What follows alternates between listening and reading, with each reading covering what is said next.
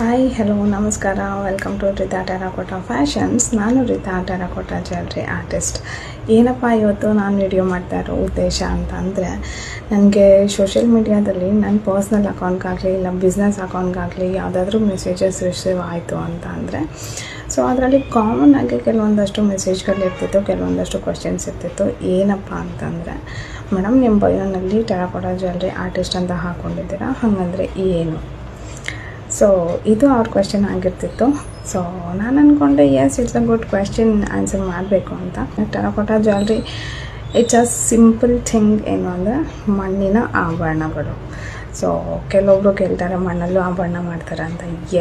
ಎಷ್ಟೊಂದು ಜನಕ್ಕೆ ಈ ಥರದ್ದು ಒಂದು ಕಾನ್ಸೆಪ್ಟ್ ಇದೆ, ಮಣ್ಣಲ್ಲೂ ಒಂದು ಆಭರಣ ಮಾಡ್ತಾರೆ, ಅದನ್ನು ಯೂಸ್ ಮಾಡ್ತಾರೆ ಅನ್ನೋದೇ ಗೊತ್ತಿಲ್ಲ. ಸೊ ಹಾಗಾಗಿ ಈ ವಿಡಿಯೋ ಮಾಡಲೇಬೇಕಾಗಿತ್ತು ನಾನು. ಟೆರಾಕೋಟಾ ಜ್ಯುವೆಲ್ಲರೀಸ್ ಅಂದರೆ ಮಣ್ಣಿನ ಆಭರಣಗಳು. ಅದು ಯಾವ ಥರ ಇರುತ್ತೆ, ಹೆಂಗೆ ಮಾಡ್ತಾರೆ ಅನ್ನೋದನ್ನೆಲ್ಲ ನಾನು ನೆಕ್ಸ್ಟ್ ವಿಡಿಯೋದಲ್ಲಿ ಒಂದೊಂದನ್ನೇ ಅಪ್ಲೋಡ್ ಮಾಡ್ತಾ ಹೋಗ್ತೀನಿ. ಸೊ ಎಲ್ಲ ವಿಡಿಯೋಸ್ನ ವಾಚ್ ಮಾಡಿ, ಇಷ್ಟ ಆಯಿತು ಅಂದರೆ ಲೈಕ್ ಮಾಡಿ. Thank you so much.